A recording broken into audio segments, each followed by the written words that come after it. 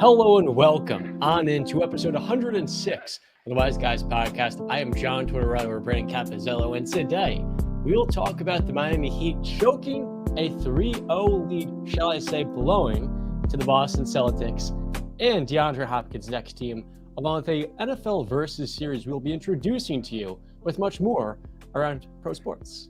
You know, Brandon, as you're wearing this Miami Heat hat, I'm going to be honest with you. I think you should be a little bit embarrassed, and I'm surprised you even came in today.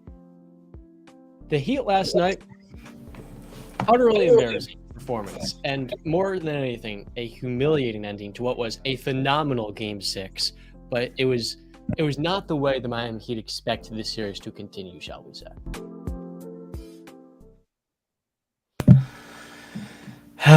Listen, talk about, good to see you, John. You talk about, I'm surprised you even came in today. Listen, I'm not like any, some other people, maybe even on this show, that use, their mothers as excuses for why they're not on the show.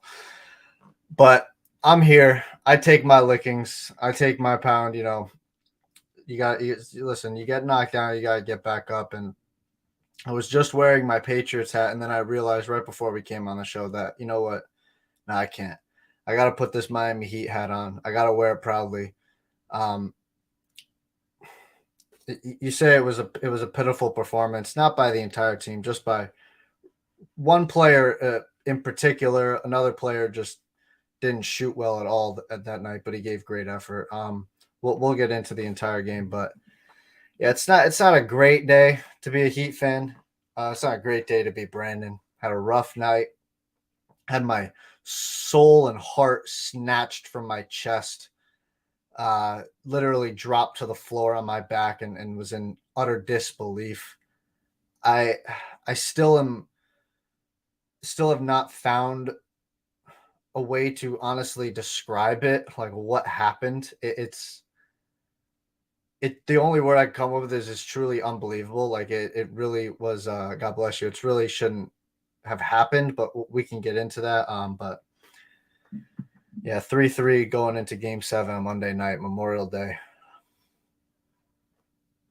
So what stood out to me yesterday in the Miami Celtics game was the Celtics didn't come out ready to play defensively. There are a handful of possessions where in the first quarter they're missing assignments, they're blowing rotations, and they're giving up a lot of really good open looks to Caleb Martin, Max Strus, and then we saw Duncan Robinson get going for Miami. Now, Miami as a team yesterday shot 46% from three-point range, taking 30 attempts total, almost making half of them. The Celtics, on the other hand, shot 20% from deep. And in today's day and age, when you outscore a team by 21 points beyond the three-point line, you're most likely going to win. Unless you shoot 2 of 15 on fullers and 14 of 35 at the rim.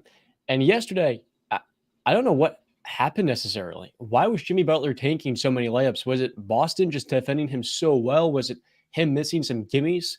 I felt like it was a combination of both. Butler's a player that wants to draw fouls, and I felt like yesterday he was just trying to foul hunt, especially late in the fourth quarter. And there are a handful of possessions where he doesn't get the call, he misses, and then the Celtics turn a miss in the transition offense. There's a play, I believe, in the second half. He takes a three-pointer. Al Horford closely contests. He doesn't get the foul, but he falls to the floor. Meanwhile, Al Horford off the rebound is sprinting in transition for an easy 2 points.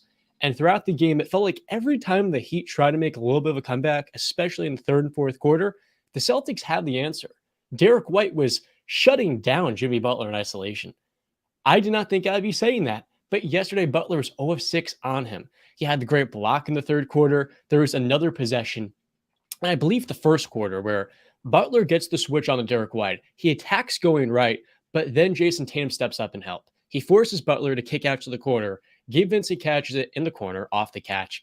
But Marcus Smart closes out, taking away a pass to Max Strus, coming off a ball screen, forcing Gabe Vincent to then drive baseline.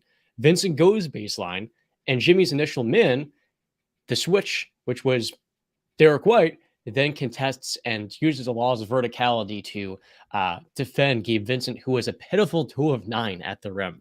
It just felt like Miami couldn't make a single shot at the rim. except for Kyle Lowry's ridiculous flip shot in the fourth quarter that remarkably won it at the end of the shot clock. Look, I don't know how else you say it, but this felt like a gut wrencher for the Heat, and I don't know how you emotionally come back from this. Does it feel a little bit like that Hawks playing game to you, Brandon? What's going on? Do you think that they can respond to the way the Celtics delivered? And we'll talk about the ending, but I want to lead up to that before. And I'm sorry if you can hear the car revving up in the background. I'm not sure if you can. I can't hear it. No, it doesn't feel like the Hawks game. That one was I had no more belief. But now this game is, I mean, it's a similar feeling where your heart gets snatched from your chest. This one obviously is much more amplified because it's game 6. You're up 3-0 and everything that led up to it. But no, it's a little different because at least we have the entire playoff run where we can look back on and say, okay, there's a recipe for success. We've done it. It's there. It's possible to be had. The Hawks one was just, we were playing pretty crap in the regular season in its totality. I know we started to shoot pretty well after the All-Star break, but for its totality, we played pretty poorly, all things considered. And yeah, because I this one is, there's still, like, obviously, I don't know what do you want to get into right now? Do you want to get into? I want to talk about what happened because you said,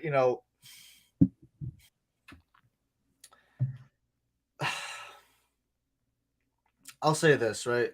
In the first quarter, right out of the gate, the effort that I saw was 10 times what I saw in games 4 and 5 from Miami's side.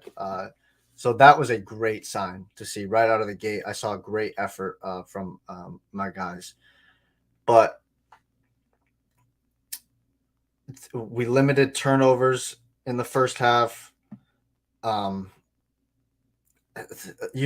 mentioned Kyle Lowry's layup that he I mean, that one was, he willed that ball in. But in the first half, I thought defensively he was playing good. He's always making some pretty key plays, whether it be swiping at the ball and getting a steal or a loose ball or whatever, drawing a foul. Offensively, though, he was playing just, sometimes you can play too hard. And I think that's what Kyle was doing offensively. He was pressing too much. And we've seen that in this series where you go back and look at game 5 in the first quarter, he driving and he jumps up in the air, a Russell Westbrook special. You jump up in the air, you don't know what to do with the ball, and you end up just throwing it. And that's over penetrating. Yeah, those are killers. You cannot have that, especially from a veteran player like Kyle Lowry. You can't be having that. But I spoke on, I spoke on vaguely of what, the players that didn't play well. I want to just shout out the others: Caleb Martin, Gabe Vincent, Strus. Even though he didn't make a bad play on the ball, he did what the assignment was supposed to be. We'll get to that. Yeah, Duncan Robinson. The others played very well, right? They carried basically the entire game, and that is Heat culture at its best. There's no other way to. These guys are just balling out of their mind. They're playing better than what they should be playing. Shout out Gabe Vincent. Shout out Caleb Martin, especially Caleb Martin. I mean, I love that kid. Thank God we have him on another year contract. Then he's got a player option. He's probably going to leave after that and get a big contract. But thank God we still got him. I tweeted somewhere, I think in the third quarter of the game, the effort and energy Gabe Vincent is giving, I need to be seeing that from Jimmy Butler, and I was not seeing that up until that point. But Bam Adebayo, I want to speak on Bam. While he didn't shoot well at all, he shot terribly throughout the entire game. Well, early he made a couple of good shots, but throughout the game, he just couldn't find it. He did give great effort on both sides of the ball, defensively and offensively. So I want to commend him for that. It just wasn't his night shooting the ball. They were just not going in. And in terms of Jimmy, it's inexplainable. for me, it just came down to I think he was thinking too much. He was in his own head. He was pressing. He was putting too much pressure on himself. I don't know. I think he was in his own head and he couldn't get out. He was being too passive. He wasn't attacking. And even when he was attacking, he was doing the pump fakes. They weren't falling for it. So you would think, like, after a while, you would think Jimmy would be like, all right, they're not falling for the pump fake. So let me just go straight up right out of the gate because they're not expecting me to go up. They're expecting me to pump fake at least once or twice. So now you just go up. It's kind of like when you have in football, when you got a team and you're running. Now you got them on their feet, their toes. You can run a play action or you can run the ball and you don't know what they're doing. Right. It's the same thing. I don't know why he wasn't picking up on that, but he was settling too much for the threes. I despise that so much. I want Jimmy taking maximum like 2 threes per game. And you can make I don't care if he's making them though, because we know that's not what he is. We know he's settling because they're going under the screen. They're forcing him to shoot it. There's a reason they're forcing you to shoot it is because you're a subpar shooter from the 3-point line. Jimmy is going in game 7. Jimmy is going to have a playoff Jimmy game. All right. Or all the noise is going to come and it's going to be pretty warranted. I'm not going to be able to defend it. You can't really bring up the ankle injury at this point in time. Yeah, you can't. He had a 29-point game in game 4 when we got blown out, but he didn't shoot particularly well, and it wasn't a great game.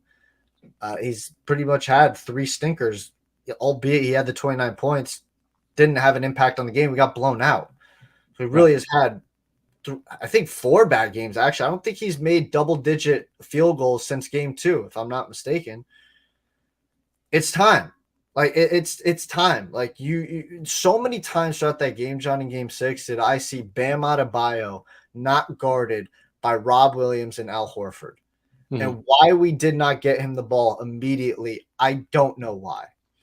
So many times, but not so many times, a couple of different times I saw Jimmy Butler being guarded by Derek White, and I know you spoke on the Derek White block, but still, he shouldn't be able to guard Jimmy Butler. Jimmy Butler should be able to get what he wants. Like, if that's Jaylen Brown or Jason Tatum, or even Marcus Smart, I got you. But Derek White, Jimmy Butler should be able to win that matchup 8 times out of 10, 9 times out of 10. I got to be honest. I understand he's a good defender, but size-wise and skill level-wise, Jimmy should be able to be taking advantage of that matchup, and he did not. So it was one of those nights where the layups weren't falling for Jimmy, similar to what we saw in the Atlanta Hawks game. When those nights happen, you know you're in for a pretty bad night. He was able to get to the free throw line. I know you talked about, he was trying to get that foul, really baiting like James Harden does, and I despise that. But, the reason he was doing is because he was having trouble shooting the ball, and he wanted to just see the ball go in. And there was you spoke on the Celtics didn't shoot particularly well from 3, and they didn't. We've seen a lot of crazy shit in this series, whether it be Miami blowing them out, the Celtics blowing Miami out, close games. We saw in game 3, John, the Celtics won the rebound battle by 22 boards, and they lost by a blowout. We don't see that.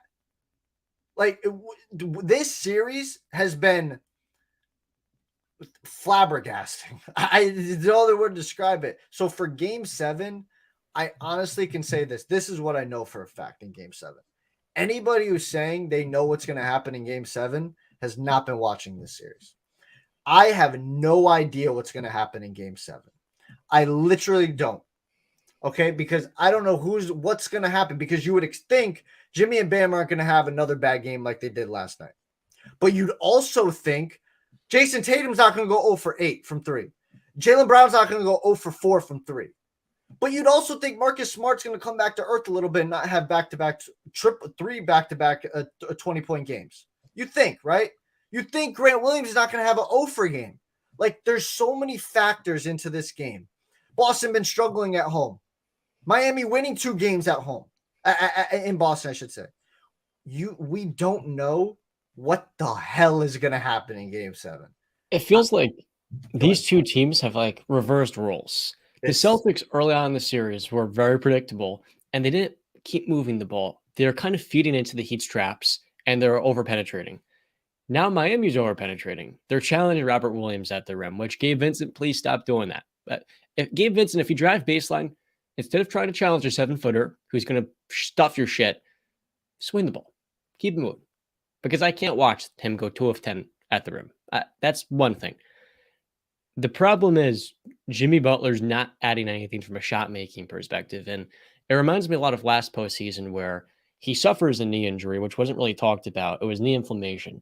And then all of a sudden in games 3, well, he played 19 minutes in game 3. Game 4, he goes 3 of 14. Clearly wasn't right. Game 5, he has a 4 of 18 game. He's negative 15. The Heat lost both of those games that he finished. But then in game 6, Jimmy Butler drops 47, and his knee's not blown up into a soccer ball. With a game 7, 35-point performance, so he was dead at the end. He also got to the foul line a bunch in those games. He's just got to be able to hit shots at the rim, and I'm confident he will. But this series, the problem that we like to do as NBA fans, we like to really over-dramatize what happened. So the Celtics blow a 3-0 lead. All the narratives are how, oh my God, the Miami Heat aren't this good of a team. They're blowing it. And I don't think we give enough credit for the Boston Celtics. Last 2 years, they're 8-1 in elimination games. The only one they won or lost was versus the Warriors in the finals. Their defense has been phenomenal. They've been connected, they've been playing together, and they haven't made many mistakes rotationally. They did in the first quarter, but then they started to clear that up in the fourth when it mattered most. They made big-time plays. Now, I did feel like Al Horford yesterday almost held in the game multiple times. He had multiple fouls in Jimmy Butler, which were kind of weak. If you're going to foul him at the rim, foul him hard so he's not going to still get the N1 opportunity. And then with 3 seconds left in the game, let's talk about it. Jimmy Butler, ISO's the top of the key, 12 seconds, dribbles to the corner. If Jimmy's going to beat you on a turnaround to corner 3 to end your season, shit, that's how I'm going out, right? I'll let you do that. I'm not going to foul Jimmy Butler and send him to the line. Now, on that play, he did double dribble. The rest didn't call it. But what did happen was Joe Mazzulla questioned. He challenged. I think the challenge itself, Brandon, wasn't a foul, right? The challenge was that it wasn't a shooting foul? Yes. Yeah, that was the challenge. Yeah. And then what I don't happened think was you can't challenge a double dribble. I don't. No, you can't. And then what happened was upon the review, which they still would have checked anyways, it was a 3-point shot. Jimmy Butler, biggest 3 throws in his 13-year NBA career, goes up to the line, cans the first, same exact spot in the second, and makes the third. But like before we go on to the other side of what happened, right? With 3 seconds left, like let's stop there because there's been a lot of talk about the referees fucking up in time management, and I've been going back and forth. I've seen the clips and whatever. I'm gonna say this: there's enough evidence out there to honestly say 3 seconds was not the correct time. You can go back and look at it. The shot was let's follow what let's again, we're going to go off what the referees told us, John, because that's what all we can do, right? I'm not making anything up. You said the foul was called on what? A 3-point shot, right? So that means both feet have to be behind the line for that to be the case. And Jimmy has to be going up into a shot. Okay, we've established that. So that means going second by second, I've watched it. 3 seconds, there's no foul. If there is a foul, the hand's on the back, that's on the floor. And what is that? That's not 3 shots, John. That's 2 shots. Okay, so again, we're following what the referees told us. 2.9. Still no foul. The only foul you could call is on the floor. That's 2 shots. Going off what the referee told us. 2.8 is where at latest you can say that is where the foul occurred. And that's a 3-point shot. Jimmy is going up. That's the latest. Realistically, I think it's 2.7. But you want to go back and look at it. 2.8, 2.7. Latest 2.8. Realistically, in my opinion, 2.7. But either way, if the time is called correctly by the refs, we're having a completely different discussion here today. The Miami Heat are in the NBA Finals, but we have to hold them accountable because that was you have to be able to explain, and I wonder when the 2-minute report's going to come out. You have to explain how you got to 3 seconds, because I looked at the tape and it was broken down for me second by second, not a far away cam that some people are putting out. No, the up close cam where you can see what the hell is going on. I'm sorry, but I hate to call that as a Miami Heat fan, but that's bullshittery. We can get to the Derek White thing, but if that was called correctly, and you can call but double dribble, stop calling. They can't reverse a double dribble. They can't reverse it.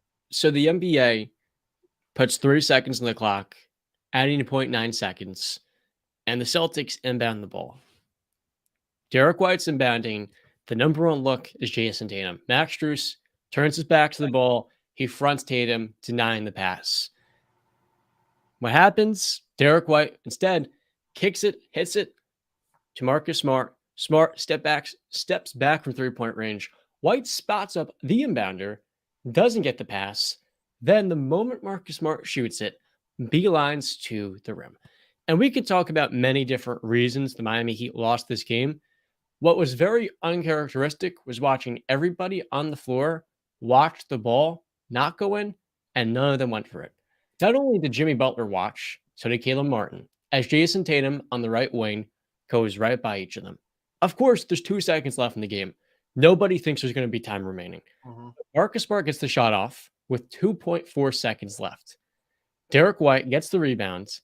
By the way, uncovered because Max Strus is run right behind him. He's not going to catch up.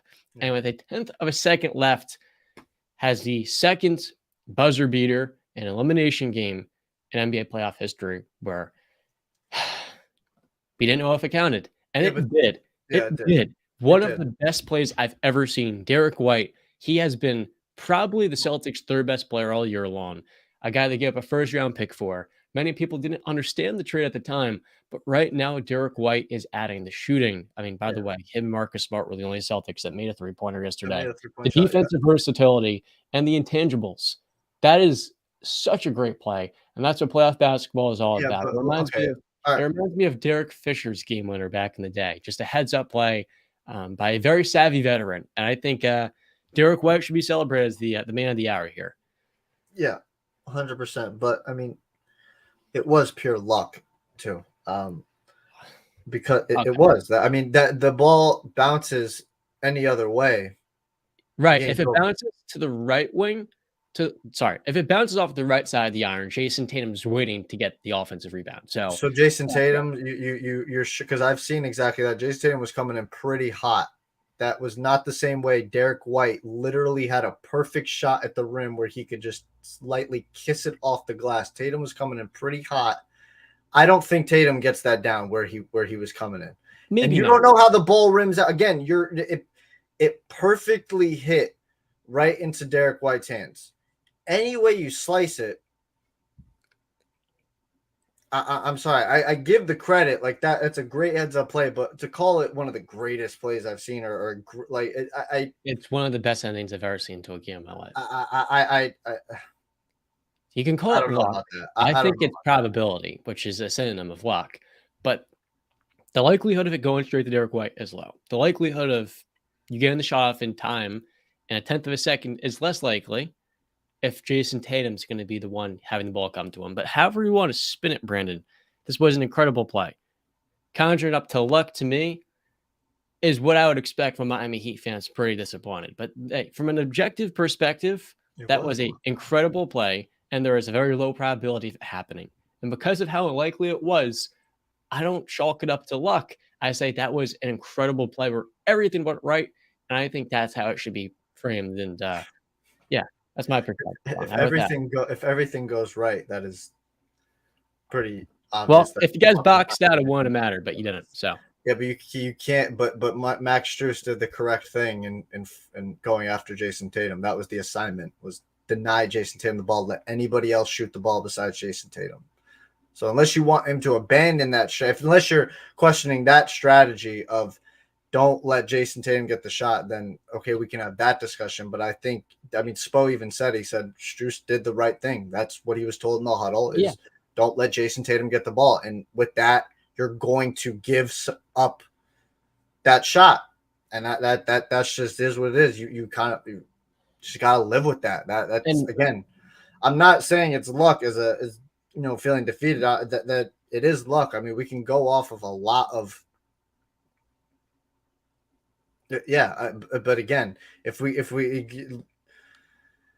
luck is luck. Like it's not to take a shot. It's that like for everything to line up exactly how it needed to line up, that happened. And 0.1 second, you can literally look at the clock. Like it's literally leaving his fingertips. That is, it's the definition of luck. But yeah, there was a lot of things that led to the ending of that. If Jimmy Butler or Bam Adebayo, if just one of them shoots better from the field, we win this game. If there's honestly, this isn't what cost us the game, but there were a couple of fouls late in the game that were not fouls in my opinion. They were pretty ticky-tacky. The one on Jaylen Brown by Duncan Robinson, the one on with a minute and a second left, I think, too, and I despise that. But there was the one on Jimmy Butler where he goes straight up, makes the shot, and I think they called the flagrant foul on him as well, the elbow to the face, if I'm not mistaken. And I just didn't get that at all. Like, what else is he supposed to do? He's going straight up. But I thought the worst was the Tatum palming, where his hand was on the side of the ball and not underneath it. Yeah, but they were playing the third quarter too, where Jaylen Brown is in the post. He basically arm bars Caleb Martin, and they give him the end one. Yeah, Spoelstra had to challenge it. He gets the foul off of Martin, and he gets the point back from the end one. But I mean, like Brown should have gotten a foul there. He already had, I think, 3 at that point in the game. Yeah, there were like 3 or 4 points where Boston Celtics players hooked the Miami Heat. There was one on Marcus Smart late on Duncan Robinson that wasn't called. The Jason Tatum palming one was because I think Spo just complained about it so much, and there has been a lot of talk of Jason Tatum being palming the ball a lot in his dribbling style. I think the refs were just like, all right, fuck it, we're just going to give it to them. And so they shut up, and then that's it. You're not getting another one. There was like 7 minutes left in the game, and they just – so, yeah, there were a lot of questionable calls. Listen, early in the game, it looked like they were going to let the players play. And then when you look at the box score at the end of the game, you see that there was a combined – what's 34 plus 29? 60-plus free throws attempted in this game. That's ridiculous, in my opinion. They let them go in the first half, though. A lot of those free throws were at the end of the game where the Celtics were against the foul line, the Heat were fouling. I thought they did a good job up until the second half. And I want to say something about my point on Jimmy Butler's double dribble. You're actually allowed to recover the ball when you fumble it. You just can't dribble it again. So that wasn't a double dribble because he didn't dribble. He just recovers going up for the shot. So I made a mistake there on that note.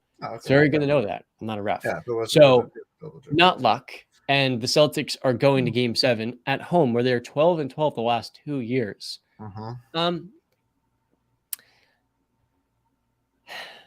I think if the Heat blow this series, well, it would be a disaster.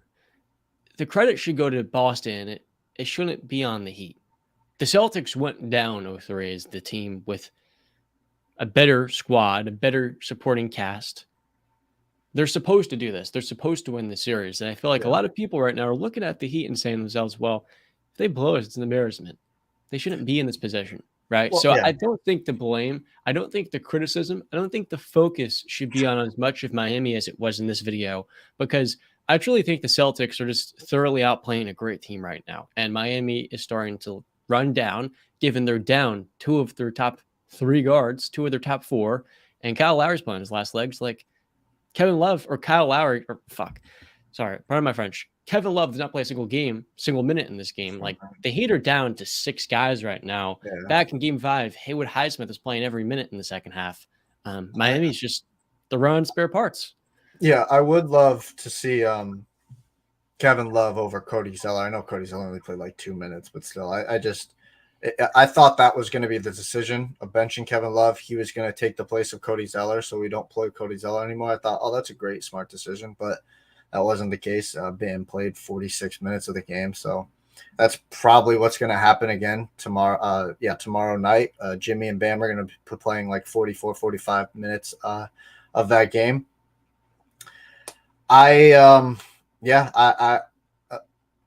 It's two things can be true, John. The Heat are not supposed to be in this situation, but also you're about to be remembered in a wrong side of history. This is not something you want to be remembered for. You don't want to be the first team to ever blow an 0-3 lead. I mean, a 3-0 lead, sorry. So, yeah, that's obviously on their mind. You do not – that's just not the case. So, I'm praying with all my might, man. That was a gut wrencher. You said it. That was a punch to the gut, a real shot to the kidney. It's going to be very difficult for Miami to get up from that and win Game 7. I can admit that because that was an emotional one. But if any team can do it, it is this Miami Heat team that has been through the ringer. We have been underdogs the entire series, the entire playoff run. We're not supposed to be here. So, like I said last night, it's a fight night in 305. There's going to be another fight night in TD Garden on Monday night. 48 minutes for the rest of your life. This is it. Nut up or shut up time. Let's go. What's this about a new flop rule? Oh, great transition, John. So apparently I saw a report that they are looking into adding a flop rule, and I think that might have been for the second challenge part. So, but they're looking to add the flop rule so that if you flop, I guess you get 2 free throw attempts. I don't think they've fully worked out everything you're going to get, but I just wanted, it's something to mention. Like, is this a good idea? Do you like it? Do you dislike it? In my opinion, I hate flopping. I think every basketball fan hates flopping. It's just we're going to now put a decision. We're now going to put the decision in the ref's hands to make a very subjective call, right? In a quick second snap of the fingers. That's where it gets dicey. And then, like, does it get reviewed? How often is it called? How much is this going to slow the game down? Because if you start slowing the game down even more, that's what we're trying to get away from. That's what football's trying to get away from too. Less calls so that they can speed the game up. So yeah, I like the idea. I just don't know how the execution is going to work. It would be pretty poor. Flopping is something that is very subjective. You can't tell when a player just crumbles to his knees if he actually did reasonably fall that way or if it's a flop. And more importantly, I mean, it feels like it's overanalyzing and basically for referees already putting way too much of an imprint on the game, the last thing you want is giving them more power and more opportunity to influence the game. The less the refs influence it, the better. If the players are going to flop, I think the better and more sound adjustment would be refs calling the flops less, opposed to rewarding the opposing team 3 throws or whatever it may be as a reward, because you're not going to get rid of flops and you have to accept players are going to do it until you call them less. So yeah, I think that's a great point, John, that you said. It just referees have to be more mindful of not rewarding flopping. That's really the case. Is just don't reward it. If you don't reward something, people are going to stop doing it because it does give you a disadvantage on the defensive end or offensive end usually when a player's on the ground and has to get back up and everybody's sprinting. You did say, and I agree with you on the subjectiveness. Like I said, the only way to basically prove if a player flopped is you have to look at it intently, and the only way to do that is with replay. and they're not going to. That's going to be a hard sell to stop the game that many times so you can look. I know it's usually a quick second, but these referees, they don't make anything quick, even though a lot of people can go, oh, yep, I see it. That's a flop right there on a replay. So, yeah, it's going to be hard in terms of executing it. Exactly. Big time news in the NBA. The Milwaukee Bucks are hiring Adrian Griffin as their new head coach, longtime NBA assistant from his days as an NBA journeyman. I love this hire for the Bucks. Griffin, if you didn't know, was in the running for the 76ers job in 2013, which was the start of the process. That was when he was 39 years old, and the focus for Philadelphia then was player development. In the years since, he spent time with Scott Skiles in Orlando, all the way to Billy Donovan's staff with the Thunder, and then most recently has been with the Toronto Raptors since 2019, notably Nick Nurse's first year with the team. It feels like Griffin is one of those assistants that's next up, and if you didn't know, to all the people out there, his son AJ is on the Hawks, and last year had a cool game winner versus the Raptors.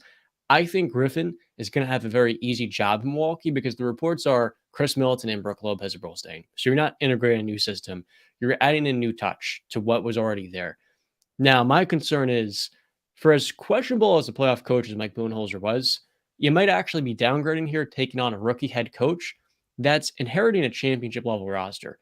As we're seeing this year, Joe Mazzulla and even Darvin Ham, who I thought did a better job and people gave him credit for, rookie coaches are not always going to be Nick Nurse or Brad Stevens. Guys that come in immediately, may have coached some time in college, but it's their first time at the NBA level, and they're just really damn good off the bat. There may be some growing pains here at Griffin, and if you don't upgrade, a lot of Buck fans are going to be disappointed. You moved on from Budenholzer, who helped them lead their most successful playoff and regular season run in franchise history. But there's also one last element of this too. One of the main reasons he was hired by the team was because Nick Nurse, one of the top 3 candidates, pulled out of the job. And so Giannis really wanted Adrian Griffin, and the Bucks, to appease him, took his guy. The concern is this Bucks team is old, and if Griffin's being brought in for Giannis' sake and Giannis wants him as a coach, you have to ask the question, if things don't go well here, Brook Lopez is 35, Chris Middleton's got a chronic knee issue, and their bench is filled with older veterans, a lot of which are free agents, Ingles, Crowder, Wesley Matthews. This guy might get silenced. He might come to a team expecting to win now, but in a year, he might be on a rebuilding team, and what they hired him to do is not actually what he's going to be long term. So I think this is a little bit of a risky job because we don't know what the Bucks' future looks like given how old they are. This was a shocker to me, John. Obviously because of all the proven head coaches that were fired over the past month or so. Got Doc, Monty, Bud. Obviously, they wouldn't bring Bud back, but Nurse, et cetera, et cetera. And even guys that still haven't been hired, but that have been linked to jobs like Mark Jackson and stuff like that. This was such an issue. I saw the same report you did that apparently Giannis vouched for him. I don't know where their connection comes from. He was assistant on the Bucks, but that was back in 2008, 2010. Giannis wasn't there yet. I don't know where that connection comes, but I guess maybe they know each other, maybe they're friendly with each other. That's good, but yeah, this was a shocker to me. I don't know where the Bucks are going. I guess they're hoping and praying that I guess Adrian Griffin really shined, I would hope, in the interview process. But yeah, it is a little alarming too when you see the report from Shams that Nick Nurse pulled out of the job. That apparently, I guess Nick Nurse was the number one option, and I hate hearing that when it comes to coaches where this guy was their second option. I don't know what the record is on teams that go for their second or third option and they hit. I would love to see a stat guy pull that out. That'd be a great stat to find. I don't have the time to do that, but it's going to be an interesting go. Let's see what happens. I can easily see that this Bucks team, the band breaking up. So how many years does Giannis have left? Was he 2-3 years? He's a free agent with the player option in 2026. So he's got 2.5 years. And you look at the team around him, the only other guys in the 20s are Bobby Portis, Marjon Beauchamp, and Javon Carter. Grayson Allen, I'm not even going to talk about. Everybody else in this team is on the run side of 30. Is it crazy to say that this Bucks team next year is probably the biggest regression candidate in the NBA with a new coach and an aging roster. By regret, I mean, I still think that they'd be a top 4 seed. Right. But this year they were the 1 seed, yeah, obviously. So, I mean, it's all relative. 58-win team. Yeah, it's all relative. I mean, I still think that they can get to 50 wins. Obviously, I see some regression. I don't see them being a 45 or 44 win team. I don't see that. So Right. I see 50 wins at bare minimum. I do think, like I said, when we first started this podcast, honestly, I said this Bucks team it's an interesting one because you won the title, but did you sell out for it? You know what I mean? And what I mean by that is you're gonna have to start making moves or you're gonna fall behind because of the age you said, and because the players are just Drew Holiday. He's not a second option offensively. I'm sorry, he's a great defender, but he's not a second option offensively. Chris Middleton is getting up there. I don't know if he can do the things that he used to do and be a number 2 guy anymore. Brook Lopez, while he had a career year, do you expect that again? It's hard to say. Do you want to pay him $80 million? Exactly. Yeah. Especially that too. When the money starts talking, you start going, well, I don't know if I want to do all that. So yeah, I don't know. Is the best option Middleton's a free agent this year? He's got a $40 million player option, and given how weak the free agent market is, I think he's more likely to back out of that, thinking, look, I don't know how my knee's going to be in a year. It's probably better if I cash out now. Maybe they do a sign and trade type thing, but like maybe they so try. Well, I understand that, but like pair Holiday and Middleton.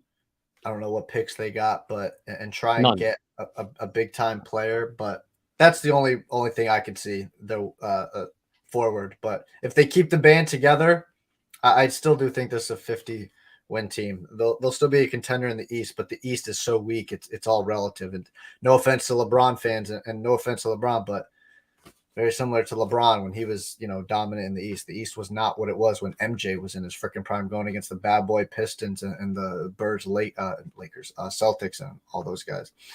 To build off that point before, because they gave up so many picks for Drew Holiday, they don't have many moves left to make. Actually, you and I in November were talking about Bradley Beal being the perfect number 2 to Giannis. He's so similar to Chris, but he's a couple of years younger. He's a little bit more versatile, I think, as a playmaker. And even 3-point shooter, too. I think he's got a little bit more of a consistent pull-up game. But you don't have any of your first-round picks outside of some swap rights with the Pelicans. And then 2028 is the next first-round pick.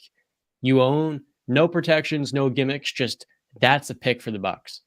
And that's 5 years from now. And so if you've run out of moves, you have to ask, does Giannis eventually want out of this team? And that's where my big holdup is. I don't see the Bucks reaching the level they're at a year ago, let alone 2, because what worked for them so well was dependent on that consistency. And, Middleton's not durable. And down the bench, maybe I'm just overreacting here from what was a tough postseason where Giannis gets hurt, but this team's aging out. And I think it's time to kind of refresh with more young players, but there's none to come in. And that's really the most consistent theme to wipe out a championship squad. It is tough. Unless, here's a move out there. It's not a move that's probable, but it's possible. You clear up a bunch of cap space and you go try and sign Kyrie. Yeah, I'm not in on that. I'm just throwing shit at the wall, John. They do have $18 million in cap space, but that's pre-Lopez extension. And they have the bird rights, the cap hold for Jay Crowder, Joe Ingles, and Wes Matthews. I think you just bring all 3 of those guys back because you've got, for one of them, you've got Jay Crowder's bird rights, so you can go over the tax. But, Jay Crowder couldn't even get on the floor for them in the first round of the playoffs by the end. So I don't even know if you want to bring him back on like a $4 million biannual. All that being said, it's time to switch. It's time to switch gears to the NFL. Deandre Hopkins was released from the Arizona Cardinals earlier this week with a dead cap hit of $22 million. A lot of people are making a big deal about it.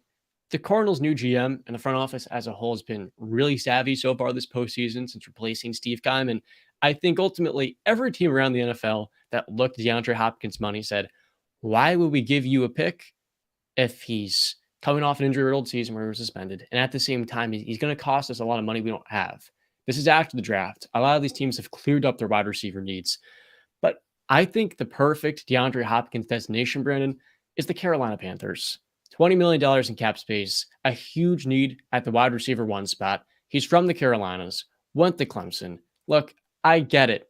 DeAndre Hopkins wants an elite level quarterback to play alongside, but I'm sure he still wants to get paid. I know he's made $110 million, but when you're being paid $1 or $2 or $3 million playing the Chiefs because they can't offer you much more money, maybe 5 or 6, that is too much of a demotion to me. And I think DeAndre in Carolina with Frank Reich and that running game they're going to establish, they're going to have a top 10 defense. They're going to have a young quarterback in Bryce Young who is really just missing that last piece. It reminds me a ton of Kyler getting DeAndre Hopkins. And I think there's no better place for him to continue to build off of his Carolina or to continue building off his Cardinals days than with the place where he's from, man. He's not from Charlotte. I understand, but it's not far from home. And that's why I think DeAndre Hopkins is truly destined to be a Carolina Panther. That's a good shout. Yeah, obviously we've heard the rumors of the Bills and Chiefs, right? Ravens too on top of that. But there was a report right after he got released that apparently he does want a significant contract. So he wants his cake and he wants to eat it too. Who's going to be able to offer it to him? I have no idea. I don't think the Chiefs will. Here are the teams. Here are the top teams that could sign DeAndre Hopkins. With $27 million, the Chicago Bears got some leftover cap room. Number 2, the Carolina Panthers with $19 million. Number 3, the Arizona Cardinals with $18 million. Number 4, the Detroit Lions with $17 million. No Jameson Williams first 6 weeks. Number 5, the Indianapolis Colts with $16 million. And we're talking about them having a good receiving core, but what are they missing? Number 1. Number 6, the Green Bay Packers with $12 million. After that, every other team doesn't really have the money. The Bengals have 12, but they have to, sign T. Higgins next offseason, so that wouldn't be a priority for them. Yeah, that's only going into the case if he wants the money, because if we open up the discussion about it's not about getting a major contract, then you got the Bills, you got the Chiefs, you got the Ravens, the Patriots were linked. The Giants obviously need weapons. There are a bunch of teams out there. What just hit me interesting is I wonder if it's, something to it. Where is Clemson, John? Do you know where Clemson is? I'm forgetting. I'm going to look up this. My head. Is it a warm place? I have no idea. Well, it's in South Carolina, but it's in Clemson, South Carolina, to help you out there. And Carolina. That was a very casual question by you and I, who have never been. Yeah. So he's from warm places. He played in Clemson. He played in Carolina, like you said. I guess for his high school career. He played in Houston. Played in Arizona. Those are all hot, warm weather places. I wonder if there's something to that. Obviously, he didn't have any control over going to Arizona or Houston for that matter. But this is where I don't know what D-Hop wants. I don't know, because you see the reports. He wants a significant contract, but he's given all these like slide hands, like wink, wink, wink, wink, guys. I want to go play with Jalen Hurts. I want to go play with Josh Allen. I want to go play with Mahomes. It's like, what do you want, man? What do you want? Tell us. Tell to us. He wants to play with the good quarterback while being paid on a team that's pretty damn good and has a better coach than, Cliff Kingsbury. And I actually think Bill O'Brien's a better coach than people give him credit for, but he wants a proven head coach. And the Carolina Panthers have literally everything. It's 2 hours from Clemson, South Carolina. So I could. I just think about that. I just don't think there's any other destination that makes enough sense. You want to play with an elite quarterback, fine. You're not going to be paid more than $6 million. That's true. But Bryce Young, to me, is a high-level player. He's going to come in as a rookie, and to me, he's going to be one of the better quarterbacks in the NFL. Do the Browns have enough money? I doubt it after their recent moves. Yeah, because I know I saw a couple Browns fans saying, go get D-Hop, obviously, but That'd be a hella interesting move. Yeah, they've got $3 million in effective cap Yeah, space. there's okay, so they're outie. And keep in mind, they just brought in Elijah Moore with Donovan Peoples-Jones. I think they're pretty set at receiver. They even drafted Cedric Tillman out of Tennessee. Yeah, so but you know, fans, they get greedy. They want everything. They want all the players. Yep, that's why they're not in front office. Yeah, I wish the Patriots could just get one. Just one, Bill. Can I ask you a question? We talk about D-Hop and how great he is today. Where does D-Hop rank among the all-time receivers of the 2010s? Because to me, I want to rank that era. It's where I got into football the most. Let's rank the top wide receivers of the 2010s. Number one to me, between Antonio and Julio, it's got to be AB. AB, one of the best catch radiuses I've seen for a 5'10" receiver, but probably the best route runner in the league. Elite hands, unbelievable after the catch because he was a kick returner. He was dynamic. He was deceptive. I just don't think in that time there was a more well-rounded receiver in the league. So you're giving your number one spot to AB? Unquestionably. Unquestionably. I mean, it's tough because there are guys like Larry and Calvin whose primes kind of intersected with the 2000s and 2010s, even though Calvin had his best years in the 2010s. For totality, I guess, Julio would be he's got to be number two.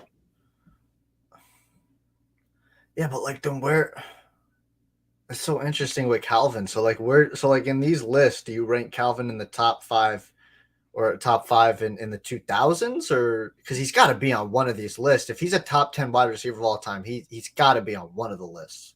And I don't think you can make a case for the 2000s. So I think you'd have to make the case he's in the 2010s. And if that's the case, this guy's a top 10 wide receiver of all time. Right. It's an issue because Calvin retired in 2015. Right. Yeah, and he played 5 up years. Until that point, he had 6 straight 1,000-yard he had 6 straight 1,000-yard receiving seasons. But you also got to keep in mind too, while it's not totally fair, he only played in 2 playoff games during that time. Right. AB. No. I get you that. I get that, but we don't talk playoff games and playoff success when it comes to anybody besides quarterbacks. That's why I always say winning is a quarterback stat. We don't bring up you can't hold winning against a wide receiver. It's their job is very limited to being thrown the football. So I never bring up winning. It's a plus. It's a plus, yes, but not something I would majorly contribute to a wide receiver. Okay, I'm having trouble, man, because these goddamn intersectors. 2010. I'll go Julio. I think it's a safe pick. Drafted in 2011. He played his entire prime in the 2010s. Yeah. Number 3 to me is where it gets tricky. You got, we still have, Calvin if we want to throw in there. We got Larry. And we've got D-Hop. Devontae if you want to throw him in there. Right. He was drafted in 2014, though, and he didn't really take off until 2018, 2019. Tyreek was drafted in 2016, so I don't think they would be. I think they're going to be 2020s. AJ Green's definitely one of them. Yeah. Mike Evans, underrated. Yes, consistency. Demaryius Thomas. TT. Rest in peace, man. Jules. I got to throw Jules' name in there, John, just because if you want to talk playoff success, you want to talk clutch. Right. I think it starts in 2010s with Julian Edelman, if I got to be completely honest with you. It's the goddamn intersectors of this. I know people love doing it, but it's the intersectors that screw you here because you're like, damn, I'm leaving Calvin and Larry Fitzgerald off the list. But and then you mentioned the guys that were in drafted 2015, 2016. It's like, another great intersector is Andre Johnson, who had a couple of great years and ultimately didn't really resonate because that was in the 2020s more so. And B. Brandon Marshall is another one. Yeah, well, we said the same name. Deshaun Jackson. I think you're making it harder, though, and I am too. I think the right pick here, it's got to be D-Hop. Yep. I want to pull up his stats real quick so we can make the more compelling case. But D-Hop, he didn't have a quarterback up until 2018. And That's even true. then, he only got to play with Deshaun Watson for 2 years. Mm-hmm. He goes to the Cardinals in 2020, which was technically 2019. Keep that in mind, right? This What was happened? his first year in Houston was 2019, the fall of First year in 2019. Carolina. No, you mean Arizona. Sorry. Yeah, that's what I meant to say. His first year in Arizona, where they made the playoffs. No, wait, they went 8-8 his first year, so I'm wrong. Okay, never mind. But Deandre Hopkins in Houston from 2013 to 2019 had himself five years with 1,000 yards, led the NFL in touchdowns one singular time. I just think he could have been so much better if he had a Deshaun Watson earlier, and he was still a 1,200-yard guy with likes of Tom Savage, Brock Osweiler, TJ Yates, I think. TJ Yates. This was post Matt Schaub, so A bunch of Ryan Mallett might have been in there too. I mean, some real pedestrian quarterback play. Yeah, Brock Osweiler. Number 4. But yeah, I like your pick of D Hop being 3. Larry Fitzgerald also had 5 1,000-yard receiving seasons in the 2010s, retired in 2020. Larry Fitzgerald is such an underrated receiver, dude. It's not even funny. It really isn't. Congratulations. So from 2010, yeah, Larry.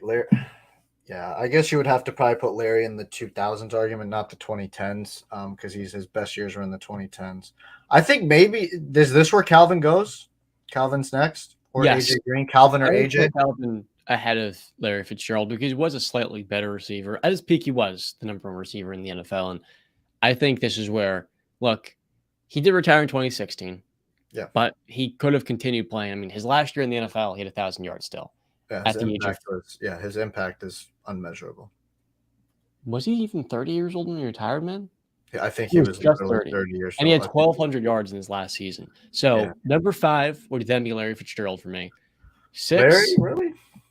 Yeah, 6 for me would be AJ Green. I mean, the days with Andy Dalton and AJ were a high note before. I mean, before there was Jamar Chase and Joe Burrow, there was AJ Green. I love AJ Green. In draft class. AJ at his peak, 5 straight 1,000-yard receiving seasons. He had a 6 in 2017, but then the ankle injury let him go in Arizona. I think AJ Green at his peak is one of the more under-celebrated receivers because he was playing a small market. But he made Andy Dalton. He made people look at Andy Dalton like Andy Dalton was a above average quarterback, a fringe top 10 guy. Yeah, and he was, well, I don't know about that, but he was never that. AJ Green carried his ass through that. So, yeah, I loved AJ Green when he was coming out of college. The guy could jump out the freaking gym. He even loved juggling. I remember that story about AJ Green. He was a juggler. That's why his hands were so great. But right, yeah. And you want to know what's kind of crazy? So the next name that would come up to me is Des Bryant. But when you look at peak Des, and this is really unfortunate, it's crazy to think he only had 3 1,000-yard receiving seasons. Yeah. In 2015, he only played 9 games. And then from that point on, at just the age of 27 years old, we'd already seen the best version of him. And so I think because of the lack of longevity, AJ Green is more deserving. Yeah, no, longevity, 100%. So I also think Demaryius Thomas, who had with Peyton Manning 5 straight 1,000-yard receiving seasons, he would be above Des too at number 7. And then I would have Deshaun Jackson at 8. Is that crazy to have him above Des Bryant? Because at his peak, Des was the better receiver than Deshaun. I think you're but Deshaun's peak, keep that in mind, that was in 2013 Philly. He goes to Washington, and by 2016, he was no longer a top 10 guy at the position. So I think those two guys would be 7 and 8, or 8 and 9. Yeah, I think, like I said, I think Devontae Adams' name needs to be thrown in there. I think Mike Evans definitely needs to be thrown in there. Right. I know they were. We've disrespected Mike for a while now. What happened? We've disrespected Mike for a while because Mike. I thought you were talking about he's the most consistent player in this group. I think actually, come to think about it, I forgot Mike Evans' name. I think he goes right after AJ Green. I think he goes ahead of Demaryius Thomas at number 7. Because he came out the gates like consistent. Like you said, consistency is what you would describe Mike Evans as. This guy has never had less than 1,000 yards receiving his entire career. So he's going to break records if he can, him and Baker Mayfield can find some chemistry and do it again. I mean, the poor guys' quarterbacks were Josh McCown, great analyst though, Mike Lennon, Jameis Winston. So when we talk about DeAndre Hopkins' lack of quarterbacks in Houston, I think that the best example would far and away be Mike Evans up until he got Tom Brady in 2020, right at the end of the decade. So our top 10 receivers of the 2010s, number 1, Antonio Brown. I think Julio's got a great case, but the touchdown production wasn't there as much. I don't think he was as complete a player in the open as AB, but number 2 has to go to Julio. Number 3 for us, it's going to be one of the most underappreciated receivers the last millennium, and DeAndre Hopkins. Number 4, Calvin Johnson, the best in the game at his peak, but ultimately retired early. Number 5 was Larry Fitzgerald. Shout out to the Pitt legend. Number 6, AJ Green. Number 7, he's underrated as well, Mike Evans. Number 8, Demaryius Thomas. Shout out to him, rest in peace, legend. Number 9, I think we forgot Julian Edelman in here, didn't we? Well, you did. Yeah, I just thought about that. To be honest with you, I would take Julian Edelman over Demaryius Thomas. That might be my Pats fan talking, and I'm fully aware of me saying that, but it definitely is. I mean, to be fair, Julian, Super Bowl MVP. That's something most of the guys on this list do not have. Yeah, you can't look at but you can't look at Julian Edelman's regular season. You have to look at his playoff numbers, and his playoff numbers are up there with Jerry frickin' Rice. That's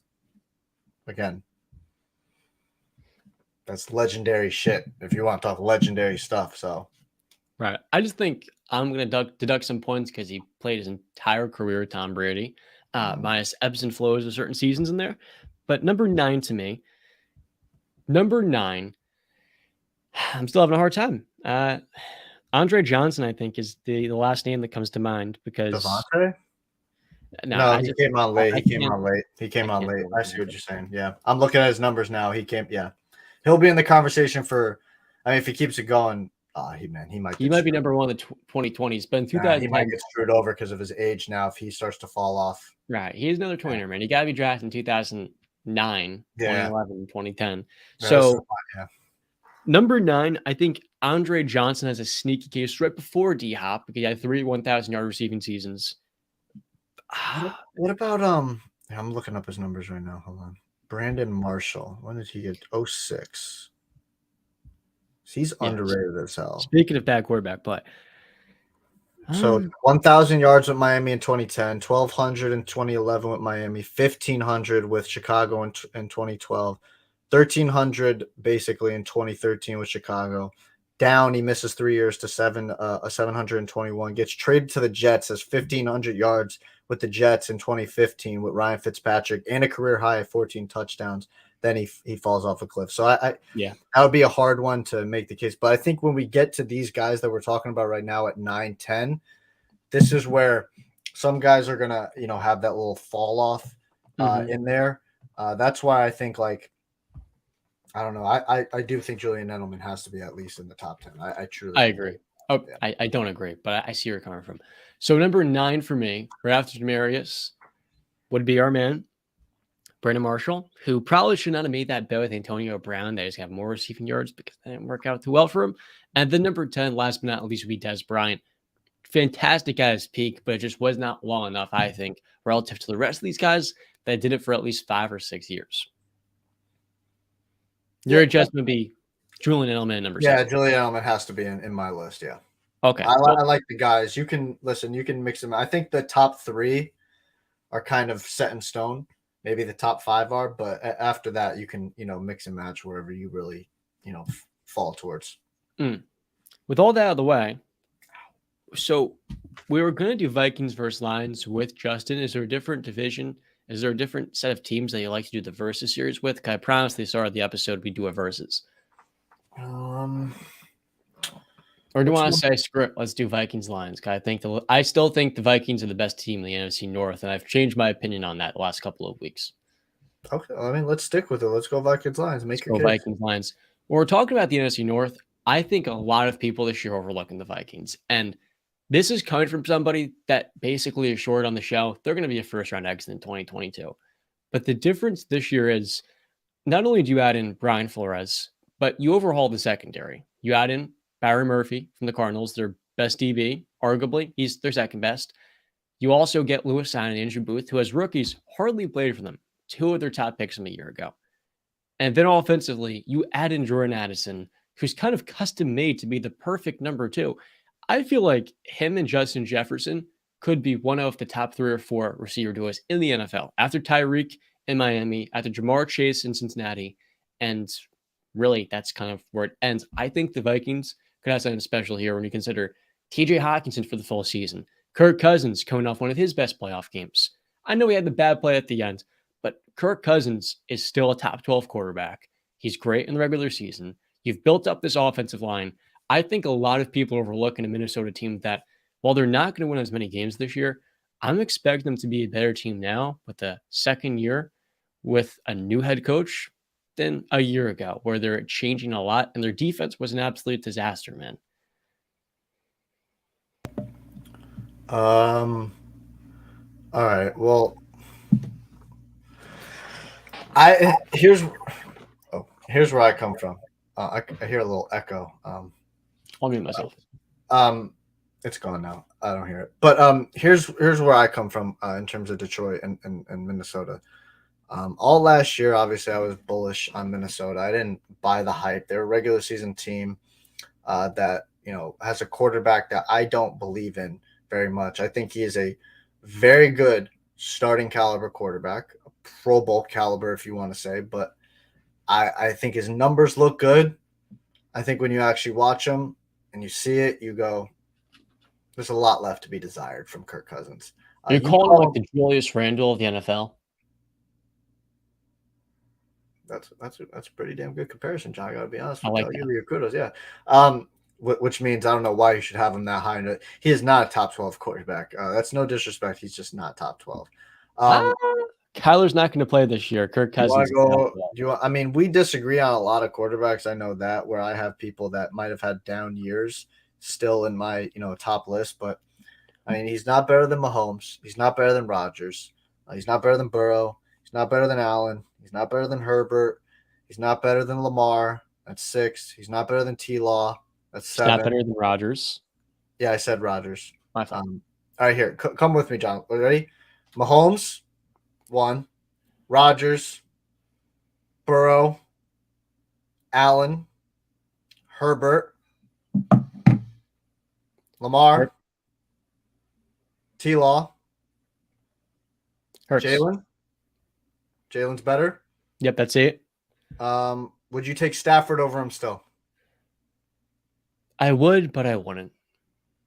Does that make any sense? A healthy Matthew Stafford, I'm taking over Kirk Cousins, but I mean, he's got a neck. We'll go hypothetically, he's healthy. Let's just say he's healthy. So yes, Matthew Stafford is a slight notch above Russell Wilson going into next year. You taking Russ? No. Russell Westbrook. Yeah. Russell Wilson was one of the 5 worst starting quarterbacks last year. Yeah, but he's with Sean Payton, and I think he's on record saying that Cousins 4 is a lot higher than that. And I think in this stage of Russell Wilson's career, as his athleticism starts to go, his ceiling is not that much higher than Kirk's ceiling, personally. All right. I mean, I'm taking Russell Wilson over Kirk Cousins, but all right. Deshaun Watson. No, taking Deshaun. Because it's been 2.5 years. And Deshaun last year was also not the quarterback that we saw in Houston. He's learning a new system. So up until we see Deshaun Watson play at that level he was at 3 years ago in 2020, I'm not going to take him over Kirk Cousins. Okay, Dak Prescott, I think him and Kirk Cousins are like identical quarterbacks, personally. I think Dak's a little more athletic, but with the injuries, I don't know if he's really that much more athletic than Kirk. He is, but when we're ranking quarterbacks, I think he's the better pocket passer. Prescott, this is. But Cousins is much better taking care of the football, right? And that's one thing you value. It's one thing I value. He's not as turnover prone as Dak was this last year. And part of the reason why Dak was he was pressing a little bit coming off the injury. Yeah. And so considering the durability and that, I would actually lean Cousins right now. But they're in the same exact tier. All right. Derek Carr. I would take Kirk Cousins over him personally. I'm not a big Derek Carr guy, though. Like, the footwork's ugly. I think he was slightly overrated for his 2021, so I will go Cousins. Goff. That's a great one. I think much like him and Dak, they're in the same exact tier, and Goff was much better in the second half of last year. Didn't have a single interception post week 9. You know what? I think I would go Goff above Kirk Cousins. I just think there's more arm talent to him, and from an accuracy perspective, Cousins is more accurate. I don't know. Like, to me, him, Dak, and Kirk are all the same exact quarterback. They just play slightly different to me. Okay. I mean, so for you, you've explained it well. He's in your top 12 margin there, but there's a couple names there that we obviously disagree on, but yeah, for me, he's right outside. For me, he's the 14th best quarterback. Like I said, though, when I'm talking about the Lions came on really strong. Their offense was obviously nothing to sneeze at. It was top 3, I think, in the entire league to end the season. I know it was number 1 for like the first 7 or 8 weeks last season. It was explosive. That's a lot to do with Amon-Ra. Yeah, sorry, I was about to say Saint Brown. He absolutely balled out and proved himself and established himself as a stud in this league. Jameson Williams, like you said, he was able to come back late into the season. He made a dumbass decision betting on a facility, but he's going to come back after the 6 games, and I expect him to be back to what he was. They have. No, they traded him. They got rid of him. They drafted a running back. I'm forgetting Gibbs from Alabama, right? I'm okay with that move because they are a more complete team, and just adding a running back is going to be, pretty helpful. They've got a good O-line. Their defense is young. It's hungry. I love Dan Campbell. I trust Dan Campbell more than I do O'Connell.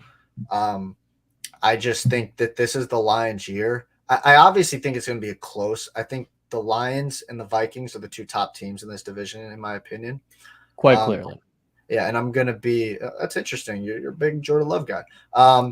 But I think that those 2 teams are going to be close. I think like 11 and – oh, God, the damn records again. 11-6 is it now? 11-6, 10-7 is kind of where these 2 teams are going to fall into. Right. And it's probably going to come down to one of their head-to-head matchups that's going to give them the series lead. But, yeah, I just lean towards Detroit because I think that the Minnesota Vikings are on the decline while the Detroit Lions are in the incline, if that's what you want to say. I agree. The Lions are trending upward, but to be honest with you, I don't think the Vikings are on the decline. They just don't have a future plan at quarterback. You look at that offensive line, Brian O'Neill and Christian Darrisaw, one of the best tackle combos in the league. Dalvin Cook's gained that age too, but running back is. They might trade him too. There's a lot of rumors that he might be out or cut him. I think I've heard. You have the best receiver in the NFL. You've got an awesome number 2 as a rookie. And you said before, whether you're talking about DeAndre or TJ, oh, right, they traded him. TJ Hawkinson was amazing last year, and he was a great pickup for them. So all of the weapons Kirk Cousins has with a much better defensive scheme that won't be so zone coverage based, the quarter style of defense Ed Donatell ran last year was a disaster. I mean, the Giants just ran the same exact plays. They didn't account for the run. And part of the reason last year we saw the NFL average more carries than ever before, more yards per carry, was because of all these stupid Fangio-style defenses that these defensive coordinators couldn't actually implement and establish. So a lot of the running games were opened up. And for the Vikings, people ran all over them like a train. And I think this year that's going to change for Brian Flores because you're getting an elite defensive mind with better personnel. I'm excited to see them play. I think they're going to be really overlooked, and they're still going to win this division to me because I think their defense will be better than the Lions. Offensively, I say Detroit slightly clears. But here's the thing.